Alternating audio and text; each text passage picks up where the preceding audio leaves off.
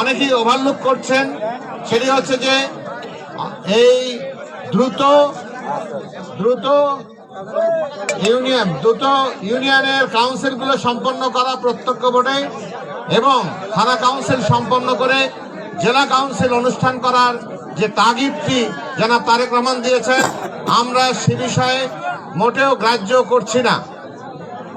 যদি আমরা এটা গ্রাহ্য না করি, যে সমস্ত যারা ডিফল্টার হবেন তাদের বিরুদ্ধে সাংগঠনিক ব্যবস্থা হবে।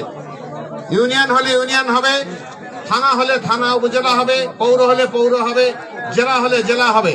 তাদের সবার বিরুদ্ধে সাংগঠনিক ব্যবস্থা গৃহীত হবে যদি আমরা আমাদের উপর অর্পিত দায়িত্বটা সঠিকভাবে পালন না করি।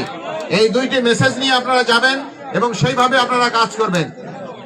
এবং থানা নেতৃবৃন্দ এখানে, পৌর নেতৃবৃন্দ এখানে উপস্থিত আছেন। বিষয়টি আপনাদের কাছে অত্যন্ত পরিষ্কার যে আপনাদের 80 জন করে লোক আসতে হবে। বিএনপি 10 জন, যুবদল, ছাত্রদল, স্বেচ্ছাসেবক দলের 10 জন, 40 জন, অন্যান্য অঙ্গ সংগঠনের 5 জন, অর্থাৎ আরো আমাদের 11টা সংগঠন, 3টা বাদ গেলে আরো 5 আসছে 40 জন। তাহলে 40 আর হচ্ছে 40, 80 জন। বিএনপি রিকগনাইজ সংগঠন কিন্তু অনেক সংগঠন নামে এখন সংগঠন আছে, রিকগনাইজ সংগঠন কিন্তু বিএনপির 11টা অঙ্গদল এবং সহযোগী সংগঠন, তাদের প্রতিনিধি সহ আপনাদের দায়িত্ব। না, ওগুলো ইনক্লুডেড না।